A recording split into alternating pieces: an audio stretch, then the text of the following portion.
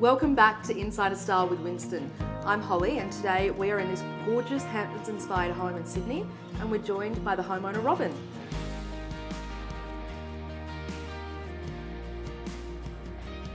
Window coverings has been really important, and another non-negotiable was having block-out curtains in my bedroom. Finally, my kids are sleeping a bit better and I didn't want the light to bother me in the morning, so it's been great. Oh, well that's great, you're getting some more sleep. Speaking of window coverings, at what point in the knockdown rebuild process did you have to start thinking about them and making decisions?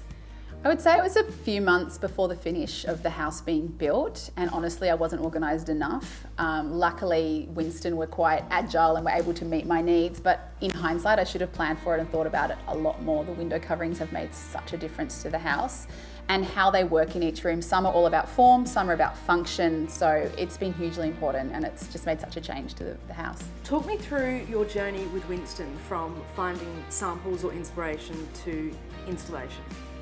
Well, I was really lucky working with Wynstan because, as I said, I was a bit disorganised, but they managed to get me everything I needed on time, and suiting things to my needs was amazing. They came into the house and did a consultation with me.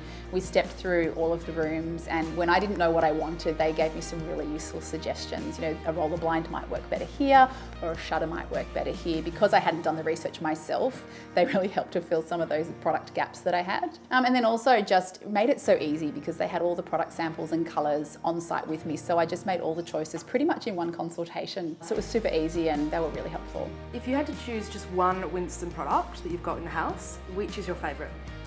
That's hard because I do love the shears and I do love the shutters. But I think my favourite, one of my other non-negotiables with the house was this bifold window here.